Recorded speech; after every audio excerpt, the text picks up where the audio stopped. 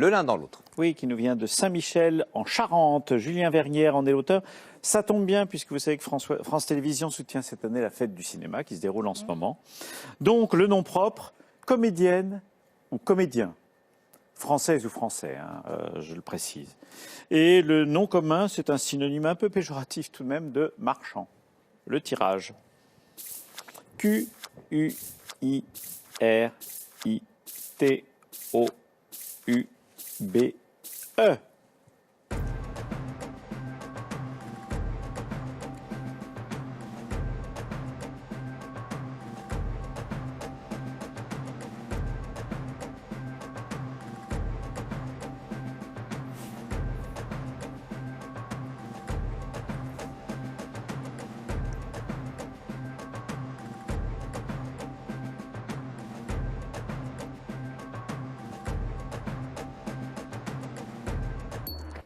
Ah, vous... Allez-y, Brice. Ben, j'essaye boutiquier Oui. et brut. Non. Brut. Non. Vous connaissez un comédien qui s'appelle Brut? Boutiquier, c'est très bien. Oui, boutiquier. Bouquet. Ah, Le bouquet. Oui. Bouquet, Carole Bouquet ou Michel Bouquet. J'avais boutiquier. Oui. Boutiquier, effectivement, c'est quelqu'un qui compte ses sous, enfin voilà, des comportements un peu mesquins. Et donc Carole et Michel, qui n'ont strictement rien à voir, ils ne sont pas du tout de la même famille. On va commencer par Carole, on va regarder des images puisqu'on est au cinéma et on va la voir.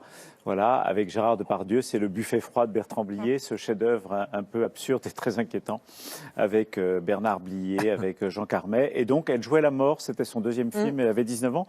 Le premier, c'est assez incroyable. Cette jeune fille de 18 ans qui faisait des études de comédie passe un casting avec Louis Buñuel, le grand Louis Buñuel, pour tourner Cet obscur objet du désir, qui était le dernier film de Buñuel à 77 ans. Et en fait, il hésitait entre Bouquet, et Carole Bouquet, et une actrice espagnole qui s'appelle Angela Molina.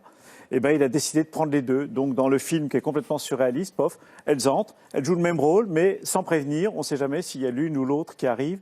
Et c'était une comédienne de théâtre, Florence Giorgetti, qui doublait les deux.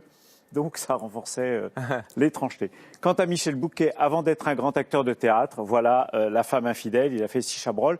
Il y a une époque, dans les années 70, il tournait 4, 5, 6 films par an, un immense acteur de cinéma. Et là, on le voit, il se réconcilie avec sa femme. Il a tué l'amant de sa femme, qui était joué par Maurice Renet. Et les choses sont redevenues calmes.